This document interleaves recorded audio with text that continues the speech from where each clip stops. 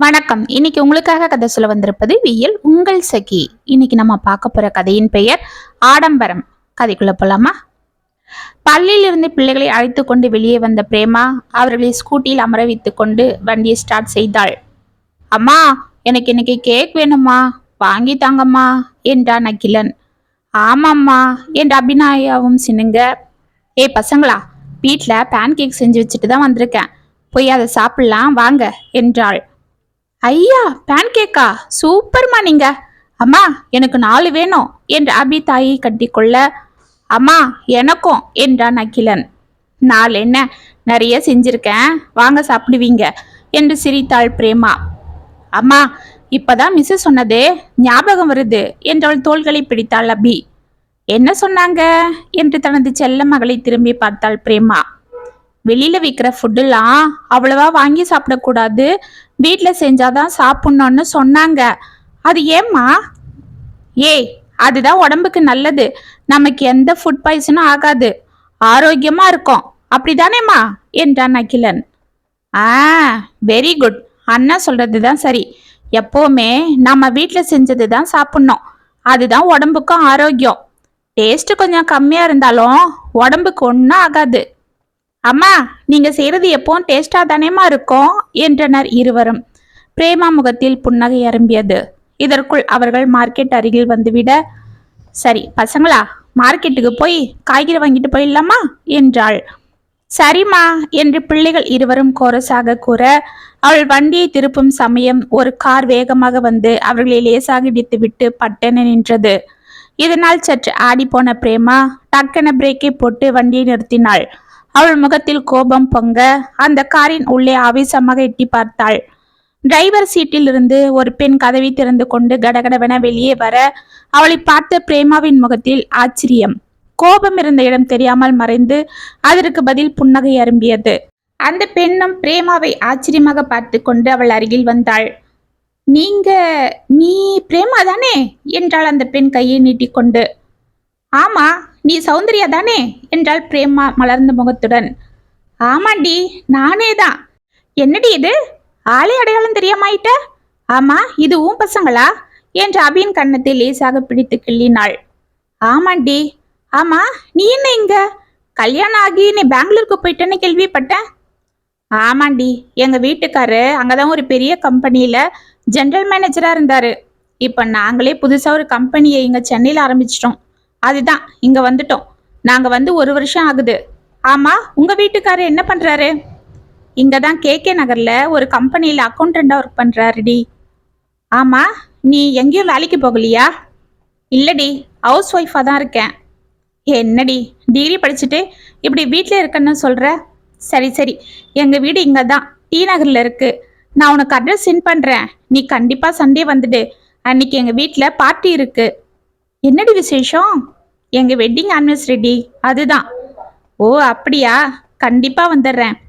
வரும்போது பசங்க உங்க வீட்டுக்காரர் எல்லாரையும் கூட்டிட்டு வந்துடு. வழியில பார்த்து கூப்பிடுறேன்னு தப்பெடுத்துக்கதடி. அப்படிதான் எடுத்துப்பேன். எங்க வீடு இங்கதான் பக்கத்துல இருக்கு, வந்து ஒரு வாய் சாப்பிட்டு போனாதான் நான் வருவேன் பாத்துக்க என்றாள்.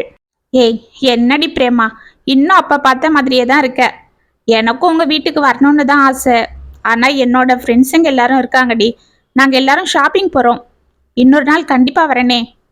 அதெல்லாம் முடியாது, அவங்களையும் கூட்டிட்டு தான் வாயேன். இப்ப என்ன என்றாள் பிரேமா. ஆமா ஆண்டி, வாங்க என்றனர் பிள்ளைகள். அப்படியா, சரி வரேன் என்று அவர்களை ஆசையாக கொஞ்சிய சௌந்தர்யா காரின் அருகில் சென்று அதிலிருந்த தனது 2 தோழிகளை அழைத்து பிரேமாவை காண்பித்து ஏதோ கூற, அவர்கள் பிரேமாவை ஏற இறங்க பார்த்துவிட்டு தலையை ஆட்டினர். பிறகு பிரேமாவின் அருகில் வந்த சௌந்தர்யா, சரிடி, எங்க ஃப்ரெண்ட்ஸுங்க போலான்னு சொல்லிட்டாங்க. ஆனா ஒண்ணு மட்டும் கேட்டுக்கிறேன், நாங்க அங்க வந்து சாப்பாடுலாம் சாப்பிட முடியாது, காப்பி மட்டும் போதும், ஓகேவா? வேணும்னா நான் வந்து ஒரு நாள் விருந்தே சாப்பிட்டுக்கிறேன் என்றாள் சௌந்தர்யா கெஞ்சும் பாவனையில். சரிடி என்று பிரேமா சிரித்துவிட்டு வண்டியை ஸ்டார்ட் செய்ய, நீ என்னை ஃபாலோ பண்ணிக்கோ என்று கிளம்பினாள். வண்டி ஒரு பெரிய கேட்டின் முன்பு நிற்க சௌந்தர்யா அந்த வீட்டை பார்த்து கொண்டே காரில் இருந்து இறங்கினாள். என்னடி, இவ்வளோ பெரிய வீடா என்றாள் ஆச்சரியமாக. இல்லடி, உள்ள போனா நிறைய போர்ஷன் இருக்கும், எங்க போர்ஷன் மாடியில் இருக்கு, வாங்க என்றாள்.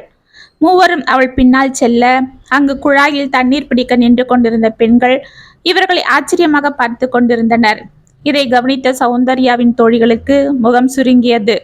ஏய், என்னடி இந்த இடம் ரொம்ப கன்ஜஸ்டடா இருக்கு, இங்கே உன் ஃப்ரெண்ட் இருக்கா? இப்படிப்பட்ட இடத்துல இருக்கிறவங்களா உன்னோட ஃப்ரெண்டா? எங்களுக்கு ஆச்சரியமா இருக்கு என்றாள் லதா. இல்லடி, பிரேமாவோட அப்பா ஊர்ல விவசாயம் பார்த்தவரு. அவருக்கு 3 பொண்ணுங்க. ஏதோ அவர் வசதிக்கு ஏத்தா போல சாதாரண ஆளுக்கு கல்யாணம் பண்ணி கொடுத்திருப்பாரு. இருந்தாலும் இந்த பிரேமாவும் அப்ப இருந்தே ரொம்ப எளிமையா தான் இருப்பா. நாங்கெல்லாம் லீவுல எங்க அப்பா அம்மாவை தொந்தரவு பண்ணி காசு வாங்கி ஜாலியா எங்கேயாவது சுத்தினா கூட இவ வரமாட்டா. லீவுல எல்லாம் பசங்களுக்கு டியூஷன் எடுக்கிறேன், அவங்க அம்மா கூட ஒயர் கூட பின்றேன்னு ஏதாவது செய்வா. எதனா கேட்டா நம்ம வரவுக்கு மீறி செலவு பண்ணக்கூடாது, ஆசைப்படக்கூடாதுன்னு பெருசா அப்பவே லக்சர் அடிப்பா என்று சிரித்தாள். அவளது தோழிகள் லதாவும் வசுமதியும் ஒருவரை ஒருவர் பார்த்து கொண்டனர். சரிடி, அங்க போய் உக்காந்துக்கிட்டு உன் பழைய கதையெல்லாம் பேசிட்டு இருக்காத. ஏதோ உனக்காக தான் நாங்க வந்தோம், இல்லனா இந்த மாதிரி இடத்துக்கெல்லாம் நாங்க போனதே இல்லை என்று முகத்தை திருப்பினாள் லதா. சரிடி, எனக்காக கொஞ்சம் அட்ஜஸ்ட் பண்ணிக்கோங்க. ஏதோ என் பழைய ஃப்ரெண்டு வழியில பார்த்துட்டு கூப்பிட்டுட்டா. நானும் ஏதோ சாக்கு சொல்லி தப்பிச்சுக்கலான்னு பார்த்தேன். அவ விடமாட்டேன்றா. எனக்காகடி ப்ளீஸ். சரிடி என்றனர் இருவரும். பிரேமா கடகடவென மாடிக்கு சென்று கதவை திறந்து அவர்களை உள்ளே அழைக்க, இதற்குள் பிள்ளைகள் உள்ளே சென்று தனது பேகுகளை வைத்துவிட்டு கை கால் முகத்தை அலம்பிக் கொண்டு சுத்தமான சொம்பில் தண்ணீர் கொண்டு வந்து அவர்களுக்கு கொடுத்தனர். தேங்க்யூ என்று அதை அவர்களிடமிருந்து வாங்கிய சௌந்தர்யா, ஏய் பிரேமா, உன் பசங்க ரொம்ப கியூட்டுடி, எனக்கு ரொம்ப பிடிச்சிருக்கு, நல்லா வளர்த்துருக்க என்றாள். அதெல்லாம் அவங்க அப்பாவோட ட்ரெயினிங். சரி இருங்க, நான் போய் காப்பி போடுறேன் என்று உள்ளே சென்றாள் பிரேமா சிரித்து கொண்டு.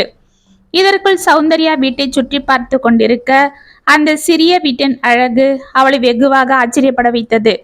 ஜன்னல்களுக்கு துவைத்து சுத்தம் செய்யப்பட்டு பளிச்சென போடப்பட்டிருந்த கர்டன்ஸ், டீபாய் மேல் அழகாக அடுக்கி வைக்கப்பட்ட நியூஸ் பேப்பர்ஸ், ஷெல்ஃபில் 2 அடுக்குகளில் பிள்ளைகளின் பரிசு கேடயங்கள், மெடல்கள், ஒரு புறம் லாமினேஷன் செய்யப்பட்ட சர்டிபிகேட்டுகள், கீழே 2 வரிசையில் அவர்கள் புத்தகங்கள், அதற்கு அருகில் இருக்கும் சிறிய அலமாரியில் சாமி படங்கள், அதன் கீழே பூஜை பொருட்கள், உள்ளே கட்டில் போடப்பட்டு அதில் அழகாக தோய்த்து சுத்தமாக விரிக்கப்பட்ட பெட் கவர், அதன் மீது 4 தலையணைகளும் பளிச்சென்ன பில்லோ கவரோடு மின்னிக் கொண்டிருந்தது. கிச்சனில் பாத்திரங்கள் அழகாக அடுக்கப்பட்டு பளபளப்பாக இருக்க, ஒரு புறம் மளிகை சாமான்கள் டப்பாக்களில் பெயரெழுதப்பட்டு சீராக அடுக்கி வைக்கப்பட்டிருந்தன. இதையெல்லாம் பார்த்து கொண்டு பாலை காய்ச்சி சர்க்கரை காப்பி பொடி போடப்பட்டிருந்த 3 கப்புகளில் ஊற்றி கொண்டிருந்த பிரேமாவிடம் வந்து நின்றாள் சௌந்தர்யா. சின்ன வீடா இருந்தாலும் ரொம்ப நல்லா வச்சிருக்கடி. ஆமா, இந்த மளிகை சாமான்லாம் நீ தானே யூஸ் பண்ற, அதுக்கு எதுக்கு பேர்லாம் எழுதி வச்சிருக்க? அப்பப்ப மறந்துடுவியா என்ன என்று சிரித்தாள். இல்லடி, என்னைக்காவது எனக்கு உடம்பு முடியலைன்னா எங்க வீட்டுக்காரர் சமைப்பாரு, அப்ப என்னை தொந்தரவு பண்ணக்கூடாதுன்னு அவரே இதை எழுதி வச்சிருக்காரு. அது மட்டும் இல்ல, மாசம் அந்த 3 நாள் கம்பல்சரி எனக்கு ரெஸ்ட் கொடுத்துருவாரு. என்னை சமையல் பக்கமே விட மாட்டாரு. அவரே சமைச்சு வச்சுட்டு வேலைக்கு போவாரு. பசங்களையும் அந்த 3 நாள் அவரே பார்த்துப்பாரு. மற்ற நாள்ல வீட்டு வேலை ஒன்றும் அவருக்கு வைக்காம நான் பார்த்துப்பேன். பரவாயில்லையே, நல்ல ஐடியால தான் 2 பேரும் குடும்பம் நடத்துறீங்க. பரவாயில்ல, ஏதோ உங்க வீட்டுக்காரு சாதாரண அக்கௌண்டண்டா இருக்கிறதால உங்களால இப்படி செய்ய முடியுது. எங்க வீட்டுக்காரு போல பிசினஸ் மேனா இருந்தா அவருக்கு இதுக்கெல்லாம் நேரமே இருக்காது என்று சிரித்தாள் சௌந்தர்யா. பிரேமாவும் சிரித்துவிட்டு, சரிடி காப்பி எடுத்துக்க என்று அவளிடம் ஒரு கப்பை கொடுக்க, மற்ற இருவருக்கும் கொண்டு வந்து கொடுத்துவிட்டு சௌந்தர்யாவை சோஃபாவில் அமரும்படி அழைத்தாள். நீயும் உக்காரடி என்றாள் சௌந்தர்யா. இங்க எங்க சோஃபால இடம் இருக்கு என்றாள் வசுமதி. பரவாயில்ல, நான் சேர்ல உக்காந்துக்கிறேன் என்று பிரேமா கூறிக்கொண்டிருக்க, அம்மா இந்தாங்க சேரு என்று உள்ளிருந்து ஒரு சேரை கொண்டு வந்து போட்டான் அகிலன்.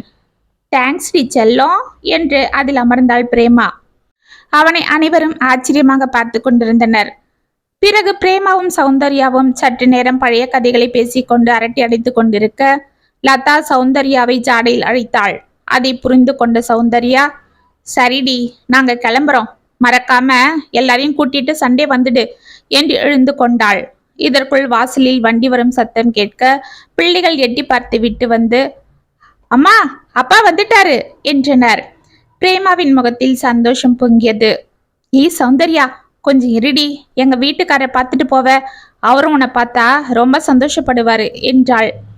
அப்படியா, சரிடி, நானும் அவரை பார்க்கணும். உங்க கல்யாணத்துக்கு கூட என்னால வர முடியல. நானே அவரை கூப்பிட்டா சண்டே அவரு தட்டாம கூட கூட்டிட்டு வருவாரு பாரு என்று சிரித்தாள். பிரேமாவும் சிரித்து கொண்டிருக்க அப்பொழுது உள்ளே வந்து கொண்டிருந்த உதயாவை பார்த்து அதிர்ந்து நின்றாள் சௌந்தர்யா.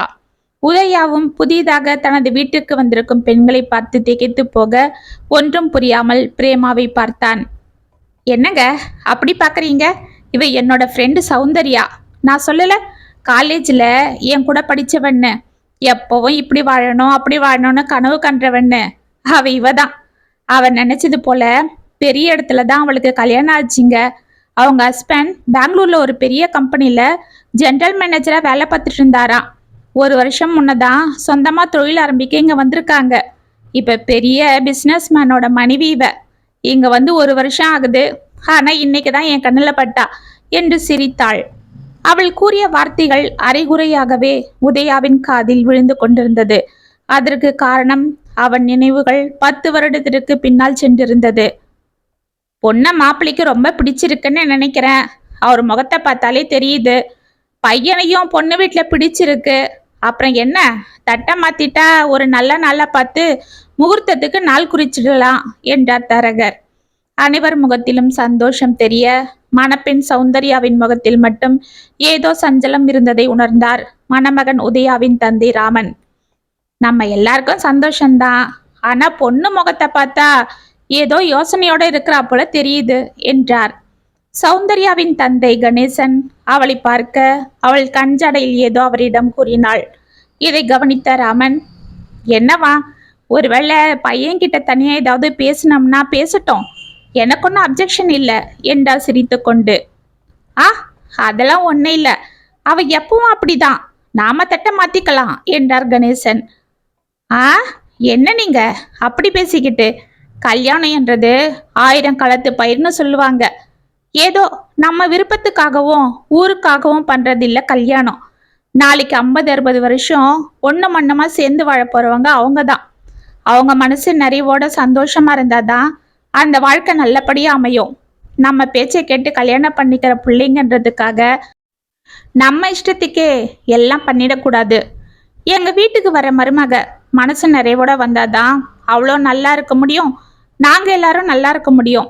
குடும்பமும் நிம்மதியா இருக்கும். அதனால எதுவா இருந்தாலும் அவங்க மனசு விட்டு பேசட்டும். இப்ப என்ன இருக்கு, இந்த காலத்தில் இதெல்லாம் சகஜம் என்றார். மாடியில் இருவருக்கும் சேர் போடப்பட்டது. உதய அமைதியாக அதில் அமர்ந்து கொண்டு ஆவல் பொங்க அவளை பார்த்து கொண்டிருந்தான். சௌந்தர்யா தலையை குனிந்து கொண்டு நின்றிருந்தாள்.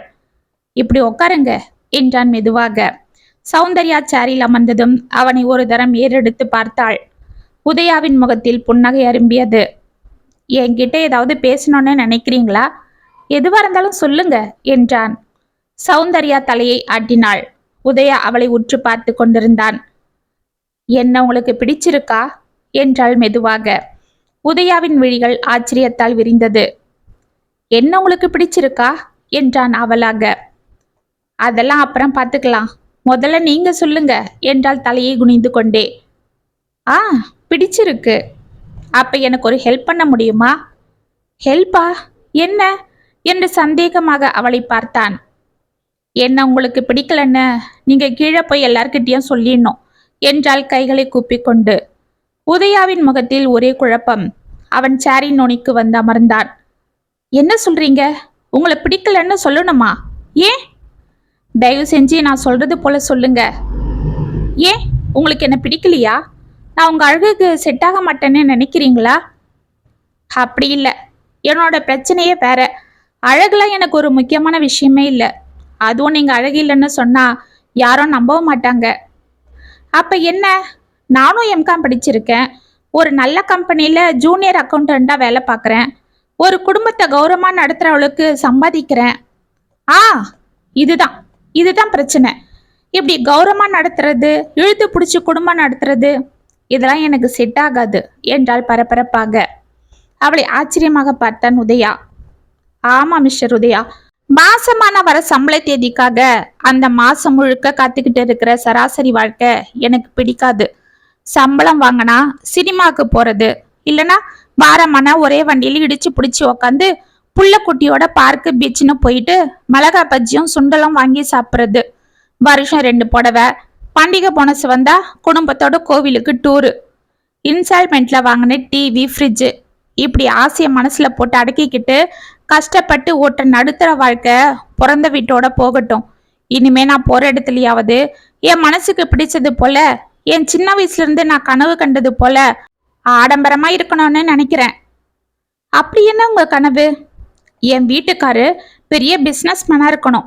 வாரம் ஒரு நாள் கார் எடுத்துக்கிட்டு சினிமா மாலுன்னு நாங்க சுத்தணும். அவர் பிசினஸ் விஷயமா வெளியில போயிட்டா நான் என் ஃப்ரெண்ட்ஸுங்க கூட சேர்ந்து தினமும் ஜாலியா ஊர் சுத்தணும்.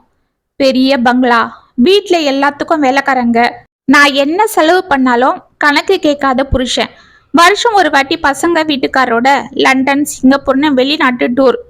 இதெல்லாம் தான் என் கனவு. இதெல்லாம் கண்டிப்பா எனக்கு கிடைக்கும் என்றது என்னோட நம்பிக்கை. இப்படிப்பட்ட ஒருத்தரை தான் நான் கல்யாணம் பண்ணிக்க ஆசைப்படுறேன். ஆனா நீங்க சாதாரண ஒரு கம்பெனில அக்கௌண்டண்டா வேலை பார்க்குறீங்க. ப்ரமோஷனுக்காக எதிர்பார்த்துட்டு இருக்கிற சராசரி என்று தயங்கினாள்.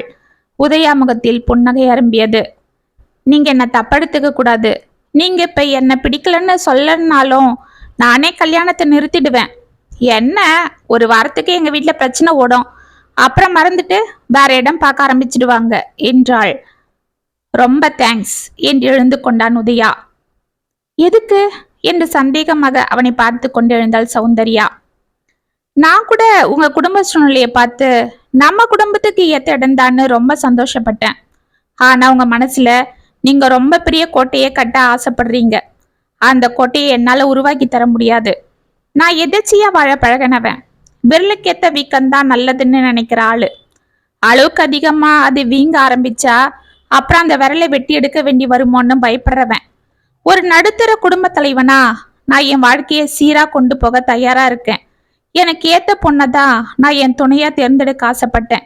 நல்ல வேலை, கல்யாணத்துக்கு முன்னாடியே நீங்க உங்க மனசுல இருக்கிறத சொல்லிட்டீங்க. இல்ல, நம்ம 2 பேரோட வாழ்க்கையுமே நரகமாகி இருக்கோம் என்று கையெடுத்து அவளை வணங்கிவிட்டு கடகடவன அங்கிருந்து சென்றான். அவனை அதிர்ந்து பார்த்து கொண்டு நின்றாள் சௌந்தர்யா.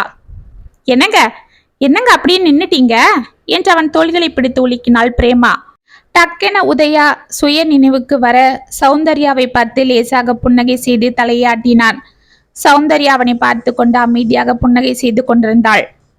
சௌந்தர்யா, நான் சொல்லல எங்க வீட்டுக்காரர் ரொம்ப கூச்ச சுபாவம் உள்ளவர்னு? ஏங்க, வர சண்டே என் ஃப்ரெண்டோட வெட்டிங் ஆனிவர்சரியா, அவ கட்டாயம் நம்மள வரணும்னு சொல்றா என்றாள் பிரேமா. உதயா தர்ம சங்கடத்துடன் நெளிந்தான். என்ன யோசிக்கிறீங்க? கட்டாயம் நீங்க எங்க வீட்டுக்கு வரணும் என்றாள் சௌந்தர்யா. நான் எதுக்கு? பிரேமாவை வேணா அனுப்புறேனே என்றான் தடுமாறிக்கொண்டு. நோனோ, நீங்களும் கட்டாயம் வரணும். நான் என் ஹஸ்பண்டை உங்களுக்கு அறிமுகப்படுத்தணும் என்றாள். அவள் வார்த்தையின் பொருளை அறிந்த உதயா அமைதியாக தலையை ஆட்டினான். அப்ப சரி, நீங்க சண்டே தயாரா இருங்க, நானே கார் அனுப்புறேன். ஏய், என்னடி நீ? எதுக்கு கார் அனுப்பிக்கிட்டு? நாங்க வண்டியில வந்துடுறோம். அதெல்லாம் வேண்டாம், எங்களுக்கு 4-5 கார் இருக்கு. அதுல ஒரு வண்டி அனுப்புறதுல என்ன ஆகிட போகுது என்று பகட்டாக சிரித்தாள் சௌந்தர்யா. உதயா அமைதியாக இருந்தான். சரி, அப்ப நாங்க கிளம்புறோம், நேரமாகுது. அப்ப நான் வரேன் மிஸ்டர் உதயாடி என்றாள் பிரேமா உற்சாகமாக. ஆ, உதயா, ஓகே என்று தனது பர்சை திறந்து அதிலிருந்து 2 500 ரூபாய் நோட்டுகளை எடுத்து பிள்ளைகளுக்கு கொடுக்க சென்றாள் சௌந்தர்யா. ஏய், எதுக்கு இதெல்லாம் என்று அவளை தடுத்தாள் பிரேமா. இல்லடி, வர அவசரத்துல குழந்தைங்களுக்கு எதுவும் வாங்கி வரல, அதுதான். பரவாயில்ல மேடம், அதனால என்ன இருக்கு? நாங்க பசங்களுக்கு பணம் கொடுத்து எப்பவும் பழக மாட்டோம் என்றான் உதயா. அதனால என்ன இருக்கு? பசங்க அவங்க இஷ்டத்துக்கு எதனா வாங்கிப்பாங்கல்ல. இல்லடி, அவருக்கு அதெல்லாம் பிடிக்காது. எதுவா இருந்தாலும் அவரு தான் வாங்கி கொடுப்பாரு, இல்ல நான் வாங்கி கொடுப்பேன். மற்றபடி அவங்க கிட்ட காசு கொடுத்து நாங்க வாங்கிக்க சொன்னதில்ல. அவங்களும் அப்படியே பழகிட்டாங்க. என்னடி இது புதுசா? இல்ல மேடம், பசங்க கையில இப்பவே காசு கொடுத்து அவங்க இஷ்டத்துக்கு செலவு பண்ண பழகி விட்டுட்டா அப்புறம் அந்த பணத்துக்காக அவங்க அடம் பிடிக்க ஆரம்பிச்சிடுவாங்க. அது மட்டும் இல்ல, அவங்களுக்கு ஆசைகளும் அதிகமாகி ஆடம்பரமும் அதிகமாகிடும். இந்த வீண் பகட்டெல்லாம் எதுக்கு? நம்ம நிலைமைக்கு ஏத்தா போலதான் நாம நடந்துக்கணும். அதை இப்ப இருந்தே நாங்க எங்க பசங்களுக்கு பழகுறோம் என்றான் உதயா. சில பேரு காலத்துக்கு ஏத்தா போல தன்னை மாத்திக்கவே மாட்டேன்னு பிடிவாதமா இருப்பாங்க. இது பிடிவாதம் இல்ல, வீம்பு என்றது அவங்களுக்கு தெரியறதே இல்லை. கடைசி வரைக்கும் அவங்க இப்படியேதான் இருக்கணும் என்று பணத்தை மீண்டும் பரிசில் வைத்து கொண்டு கிளம்பினாள் சௌந்தர்யா. பிரேமா அவர்களை அனுப்பிவிட்டு உள்ளே வந்து உதயாவிற்கு காப்பி கொண்டு வந்து கொடுத்தாள்.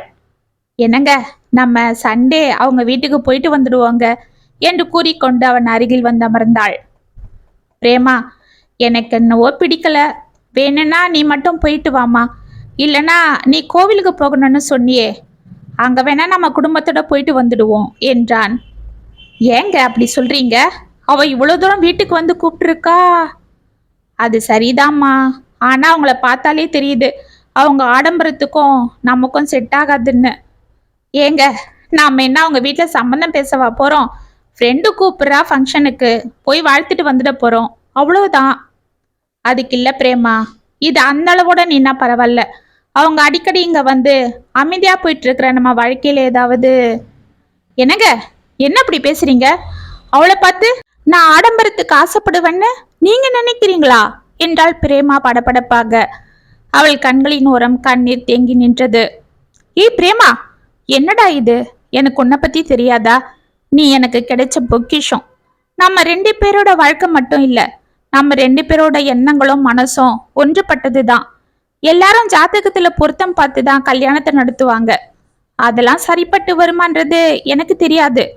ஆனா நான் ஒவ்வொரு நாளும் என்ன நினைப்பேன் தெரியுமா? நீ பிறக்கும் போதே ஆண்டவன் உன் ஜாதகத்தையும் ஏன் ஜாதகத்தையும் பொருத்தமா அமைச்சிட்டாரோன்னு நினைப்பேன். இந்த ஜென்மம் இல்ல, இன்னும் 7 ஜென்மம் எடுத்தாலும் நீதான் எனக்கு வாழ்க்கை துணையா வரணும்னு நான் தவம் கூட இருக்க தயாரா இருக்கேன். அப்படிப்பட்ட உன்னை நான் தப்பா நினைப்பேனா? ஆனா உன் தோழியோட பகட்டும் ஆடம்பரமும் எங்க உன் மனசையும் கொஞ்சம் அசைச்சிடுமோன்னு தான். ஏங்க, இது அசைச்சா அசைஞ்சி போக முருங்கை மரம் இல்லைங்க, ஆலமரம் என்று சிரித்தாள் பிரேமா. உதயாவும் சிரிக்க பிள்ளைகளும் சிரித்தனர். அந்த ஞாயிற்றுக்கிழமை பிரேமா சௌந்தர்யா வீட்டிற்கு செல்ல ஜோராக தயாராகி பிள்ளையும் தயார் செய்து கொண்டிருந்தாள். உதயா வேண்டா வெறுப்பாக கிளம்பி கொண்டிருந்தாலும் பிரேமாவிற்காக அதை வெளியே காட்டிக் கொள்ளாமல் அமைதியாக இருந்தான். சற்று நேரத்தில் கார் வந்து வாசலில் நிற்க 4 வரையும் ஏற்றிக்கொண்டு கார் விற்றென பறந்தது. இவர்களை பார்த்ததும் ஓடி வந்து வரவேற்றாள் சௌந்தர்யா. அந்த ஆடம்பர பங்களாவை தனது தோழிக்கு சுட்டி காட்டியவள் வந்திருந்த தனது பணக்கார நண்பர்களுக்கு பிரேமாவை அறிமுகம் செய்தாள். உதயா சென்று பிள்ளைகளுடன் அங்கிருந்த சோஃபாவில் அமர அவனுக்கு கூல்ட்ரிங்க்ஸ் கொடுக்கும்படி பணியாளிடம் சொல்லி அனுப்பிய சௌந்தர்யா உள்ளே சென்று தனது கணவரை அழைத்து வந்து அவனுக்கு அறிமுகம் செய்தாள். என்னங்க, நான் சொல்லல, இவருதான் பிரேமாவோட ஹஸ்பண்ட் உதயா. மிஸ்டர் உதயா, இவருதான் என்னோட ஹஸ்பண்ட் கார்த்திகேயன். நான் செல்லமா அவரை கார்த்தின்னு கூப்பிடுவேன் என்று சிரித்தாள். கார்த்திகேயன் சிரித்துவிட்டு, வாங்க மிஸ்டர் உதயா, நான் உங்களை இதுக்கு முன்னாடி எங்கேயோ பார்த்திருக்கனே என்று அவனுக்கு கை கொடுத்தார். உதயா அவர் கைகளை பிடித்து குலுக்கி கொண்டே, 6 மாசம் முன்ன எங்க கம்பெனி ஆர்டர் விஷயமா எங்க பாஸ் கொடுத்த கொட்டேஷனை நான் தான் உங்க ஆபீஸுக்கு கொண்டு வந்தேன். அப்ப நம்ம பேசிக்கிட்டோம். ஆமா ஆமா, இப்பதான் எனக்கு ஞாபகம் வருது. சௌந்தர்யா, இவரு ரொம்ப டேலண்ட் தெரியுமா? இவரோட அப்ரோச்சை பார்த்துட்டு எனக்கு இவரை ரொம்ப பிடிச்சி போச்சு. நான் கூட எங்க கம்பெனியில வந்து அக்கௌண்டண்டா சேர்ந்துக்கோங்க, உங்க பாஸ் கொடுக்கிற சம்பளத்தை விட 2 மடங்கு அதிகமா தரேன்னு சொன்னேன். ஆனா அவரு தான் அவங்க முதலாளிக்கு துரோகம் பண்ண மாட்டேன்னு மறுத்துட்டாரு என்றார். அப்படியா? இதுல என்ன துரோகம் இருக்கு? எங்க சம்பளம் அதிகமா இருக்கோ அங்க வேலைக்கு போக வேண்டியதுதானே என்றாள் சௌந்தர்யா. மேடம், நான் முத வேலைக்கு தேடிட்டு போகும்போது எல்லாரும் உனக்கு எக்ஸ்பீரியன்ஸ் இருக்கா அப்படி இருந்தாதான் வேலை தருவோன்னு சொல்லிட்டாங்க. ஆனா எங்க முதலாளி தான் எனக்கு ஜூனியர் அக்கௌண்டண்டா வேலை போட்டு கொடுத்து தொழில் கத்து கொடுத்து எனக்கு சம்பளமும் கொடுத்தாரு. இப்ப நான் அந்த கம்பெனியில சீனியர் அக்கௌண்டண்டா வேலை பார்க்கறேன். இப்ப என்னை நம்பி அவரு பல கோடி வியாபாரத்தை நடத்துறாரு. எல்லா கணக்கு வழக்கம் நான் தான் பாத்துக்கிறேன். அந்த கம்பெனியோட சில கொட்டேஷன்லாம் கூட என்ன கலந்துதான் அவர் கோட் பண்ணுவாரு. இது அவர் என் பேர்ல வச்சிருக்கிற நம்பிக்கை. இப்ப அவரை விட்டு நான் தனியா வர்றது அவருக்கு பண்ற நம்பிக்கை துரோகம். அவர்கிட்ட நான் சம்பாதிச்சது பணம் மட்டும் இல்ல, நம்பிக்கையும் தான் என்றான். சௌந்தர்யா அதிர்ந்து போனாள். பிரேமா முகத்தில் புன்னகை அரும்பியது. Very good. இப்படி ஒரு ஆளு கிடைக்க உங்க முதலாளி எவ்வளவோ புண்ணியம் செஞ்சிருக்கணும். மிஸ்ஸஸ் பிரேமா, நீங்க ரொம்ப கொடுத்து வச்சவங்க என்றார் கார்த்திகேயன். நான் தான் இவர் அடைய கொடுத்து வச்சிருக்கணும் என்றாள் பிரேமா வெட்கத்தோடு உதயாவை பார்த்து கொண்டு. உங்க ஃபேமிலிய பத்தி சௌந்தர்யா சொன்னா. இப்ப உங்களை பார்க்கும்போதே தெரியுது, மிஸ்டர் உதயா தன்னோட வேலையை மட்டும் சிறப்பா பார்க்கல, தன்னோட குடும்பத்தையும் சிறப்பா பார்த்துக்கிறாருன்னு. ஆனாலும் இதுல உங்களோட பங்கும் இருக்குன்னு நான் கட்டாயம் சொல்வேன் என்றார் கார்த்திகேயன். ஆமா, அது உண்மைதான் என்றான் உதயா சிரித்து கொண்டு. பிரேமா வெட்கத்தோடு சிரித்தாள். சரி சரி, வாங்க சாப்பிடலாம் என்றாள் சௌந்தர்யா. அனைவரும் சாப்பிட்டு விட்டு கிளம்பியதும் உதயாவிடம் வெகு நேரம் பேசிக் கொண்டிருந்தான் கார்த்திகேயன். பிறகு உதயாவும் கிளம்ப, மிஸ்டர் உதயா, உங்ககிட்ட பேசிட்டு இருந்தது எனக்கு ஏதோ நிம்மதியா இருக்கு. நீங்க கண்டிப்பா அடிக்கடி எல்லாரையும் கூட்டிட்டு எங்க வீட்டுக்கு வரணும் என்றார். உதயா சிரித்து கொண்டே தலையை ஆட்ட, பிரேமா, நீங்க அடிக்கடி எங்க வீட்டுக்கு வரணும், நீங்க என் தங்க போல என்றார். பிரேமாவின் முகத்தில் புன்னகை தவழ்ந்தது. நீங்களும் எங்க வீட்டுக்கு வரணும். சௌந்தர்யா, உன் ஆசை போல உனக்கு வாழ்க்கை அமைஞ்சிடுச்சு. எனக்கு உன்னை பார்த்து ரொம்ப சந்தோஷமா இருக்குடி என்றாள். பின்ன உன்னை போலவா சொல்லு, கிடைச்சத வாழ்ந்துட்டு போக. சில பேரெல்லாம் இப்படிதாண்டி, விரலுக்கு தகுந்த வீக்கம் வேணும் அது இதுன்னு வெட்டியா பேசி பொழைக்க தெரியாம பொழைப்பாங்க. ஆனா நான் அப்படி இல்லை. எங்க வீட்டுக்கார தொந்தரவு பண்ணி புதுசா பிசினஸ் ஆரம்பிக்க வச்சேன். அதனால தான் எங்களுக்கு சொசைட்டில இவ்வளோ பெரிய கௌரவம் அந்தஸ்தெல்லாம். உங்க ஹஸ்பண்ட் தான் டேலண்ட் இருந்தோம் அதை நன்றி அது இதுன்னு வேஸ்ட் ஆக்குறாரு. அவர் சரின்னு சொன்னா எங்க ஹஸ்பண்ட் கூட சேர்ந்து அவரும் பிசினஸ் பண்ணி காரு பங்களான்னு நீயும் வசதியா இல்லாம் என்றாள். அதெல்லாம் எதுக்குடி, இந்த வாழ்க்கை எனக்கு நிறைவா இருக்கு என்றாள் பிரேமா அமைதியாக. சூப்பர்மா. உதயா, மனைவி அமைவதெல்லாம் இறைவன் கொடுத்த வரன்னு சொல்லுவாங்களே, அது உங்களுக்கு தான் பொருந்தும் என்றார் கார்த்திகேயன் அமைதியாக. இதற்குள் சௌந்தர்யா அவரிடம் போனை கொண்டு வந்து நீட்டினாள். ஏங்க, சிங்கப்பூர்ல இருந்து உங்க ஃப்ரெண்டு கோபால் பேசுறாரு என்று உதயாவை பார்த்தாள். உதயா அமைதியாக சிரித்துவிட்டு, அப்ப சரி, நாங்க கிளம்புறோம் என்று கூறினான். நால்வரும் கிளம்பினர். என்னம்மா, போன்ல கோபால் பேசுறான்னு சொன்ன, யாரும் லைன்ல இல்லையே என்றார் கார்த்திகேயன். சும்மாதான் சொன்னங்க. ஏன் என்றவளை ஆச்சரியமாக பார்த்தார் கார்த்திகேயன். ஏங்க, நானும் தான் பாக்குறேன், அந்த பொழைக்க தெரியாத ஆளை என்னவோ அப்படியே தலையில தூக்கி வச்சு பேசுறீங்க. அவளை என்னவோ அப்படியே தங்கச்சி, கடவுள் கொடுத்த வரம் அது இதுன்னு ரொம்ப தான் பேசுறீங்க. நானே அவங்க எதிர்க்க நம்ம வாழ்க்கைய காட்டணும், நான் கண்ட கனவு பழிச்சிடுச்சுன்னு அவளுக்கு புரிய வைக்கணும், நான் எப்படி இருக்கேன்னு காட்டிக்க அவங்கள வர சொன்ன, நீங்க என்னவோ பேசாம உள்ள வாங்க என்று உள்ளே சென்றாள். அன்று இரவு பிள்ளைகள் கட்டிலில் படுத்து உறங்கிக் கொண்டிருக்க ஏதோ யோசனையோடு அவர்கள் அருகில் படுத்து கொண்டிருந்த உதயாவின் அருகில் வேலைகளை எல்லாம் முடித்து கொண்டு வந்து அமர்ந்தாள் பிரேமா.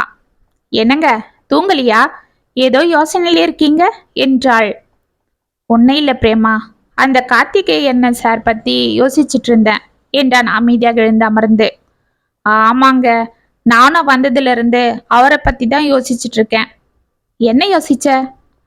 பாவங்க, அவரு ரொம்ப நல்லவரா இருக்காரு. இவ்வளவு வசதி வாய்ப்பு இருந்தாலும் அவர் முகத்துல ஏதோ சோகம் இருக்கிறா போலவே இருக்குங்க. நான் கூட அவரை பார்த்ததும் என்னடா இது, அவரை பார்த்தா கொஞ்சம் வயசான மனுஷனா இருக்காரு, அவங்க அம்மா அப்பா தான் இவளை வலுக்கட்டாயமா கல்யாணம் பண்ணி வச்சுட்டாங்களோன்னு நினைச்சேன். ஆனாங்க எல்லாரும் அரசல் புரசலா பேசினதை வச்சுதான் தெரியுது இவ தான் பணத்துக்காக அவரை வலுக்கட்டாயமா கல்யாணம் பண்ணிருக்கான்னு. என்ன சொல்ற பிரேமா? ஆமாங்க, இவ காலேஜ் படிப்பை முடிச்சுட்டு எங்கேயோ ஒரு கம்பெனியில வேலைக்கு போயிருக்கா. அங்க இவரு அவங்க கம்பெனி விஷயமா அவங்க எம்டிய பார்க்க வந்திருக்காரு. அப்ப அவரை பத்தி தெரிஞ்சுக்கிட்டு அவர்கிட்ட பழக ஆரம்பிச்சிருக்கா. அந்த பழக்கம் கல்யாணத்துல வந்திருக்கு என்றாள். அப்படியா? ஆமாங்க, ஆனா அந்த மனுஷன் முகத்தை பார்த்தா சந்தோஷமா வாழறா போல தெரியல என்று கட்டிலில் படுத்தாள். ஆமாம்மா, எனக்கும் அப்படிதான் தோணுச்சு. சரி விடு, நமக்கு எதுக்கு பெரிய எடுத்து பேச்சு என்று லைட்டை ஆஃப் செய்தான். 3 மாதங்கள் சென்றது. இதற்கிடையில் சௌந்தர்யா 2 முறை பிரேமாவை வீட்டிற்கு வந்து ஷாப்பிங், சினிமா என்று அழைக்க பிரேமா ஏதோ சாக்கு சொல்லி வர மறுத்தாள். அதிலிருந்து சௌந்தர்யா அவர்கள் வீட்டிற்கு வருவது நின்றது. அன்று திடீர் என்று கார்த்திகேயன் வீட்டில் இருந்து பன்னியால் உதயாவிற்கு போன் செய்ய அதில் பேசிய உதயா பதறி போனான். என்னங்க, என்ன இது, ஏன் ஒரு மாதிரி இருக்கீங்க? போன்ல யாரு என்று பதறினாள் பிரேமா. ஒன்னும் இல்ல பிரேமா, கார்த்திகேயன் சாருக்கு காலையில ஹார்ட் அட்டாக் வந்துடுச்சான். அவர் அப்போலோல தான் சேர்த்திருக்காங்க. அவர் என்ன பார்க்கணும்னு சொல்றாராம். என்னங்க இது கொடுமை? என்னாச்சு அவருக்கு? ஆமா, அவரையும் உங்களை பார்க்கணும்னு சொல்றாரு. தெரியலம்மா. சரி, சட்டியை எடு, நான் போயிட்டு வந்துடுறேன் என்றான் உதயா. வண்டியை வெளியே நிறுத்திவிட்டு விரைந்து உள்ளே சென்ற உதயா கார்த்திகேயன் ஐசுவில் இருப்பதை தெரிந்து கொண்டு விரைந்து அங்கு சென்றான். வாசலில் இருந்த பெஞ்சில் சௌந்தர்யா அழுது கொண்டு அமர்ந்திருக்க அவளை பார்த்து கொண்டு அமைதியாக சென்றான். ஐசுவில் இருந்து வெளியே வந்த நர்ஸ், ஏமா உதயா என்றவர் வந்துட்டாரா என்று கேட்டாள் சௌந்தர்யாவை பார்த்து. சௌந்தர்யா அழுது கொண்டே உதயாவை நிமிர்ந்து பார்க்க உதயா உள்ளே சென்றான். அவனை பார்த்ததும் முகத்தில் இருந்த ஆக்சிஜனை மெதுவாக எடுத்த கார்த்திகேயன், வாங்க உதயா, வந்துட்டீங்களா? நான் உங்களுக்காக தான் காத்துட்டு இருக்கிறேன் என்றார் மூச்சு வாங்க. சார், என்ன இது, என்னாச்சு உங்களுக்கு என்று பதறிக்கொண்டு அவர் அருகில் சென்றான் உதயா. ஏன் பதறீங்க உதயா? நான் சந்தோஷமா இருக்கேன், எனக்கு நிம்மதி கிடைக்க போகுது என்றார். சார், என்ன இது, ஏன் இப்படி பேசுறீங்க? ஆமா உதயா, உங்களுக்கு அமைஞ்சது போல ஒரு நிம்மதியான வாழ்க்கை எனக்கு அமையல. அதனால தான் என்னோட வலியும் வேதனையும் உங்களுக்கு புரியல. சார், உங்களுக்கு என்ன, நீங்க பெரிய பிஸ்னஸ்மேன், நல்ல வசதி. எல்லாம் தான் இருந்தது, ஆனா இப்ப எதுவும் இல்லை. இதுக்கெல்லாம் காரணம் நான் தான் என்று கண்ணீர் வடித்தார். உதயா ஆச்சரியமாக அவரை பார்த்தான். ஆமா உதயா, சின்ன வயசுல இருந்து தனிமையில தான் வாழணும், கல்யாணமே வேண்டான்னு வைராக்கியமா நிம்மதியா வாழ்ந்துட்டு இருந்தேன்.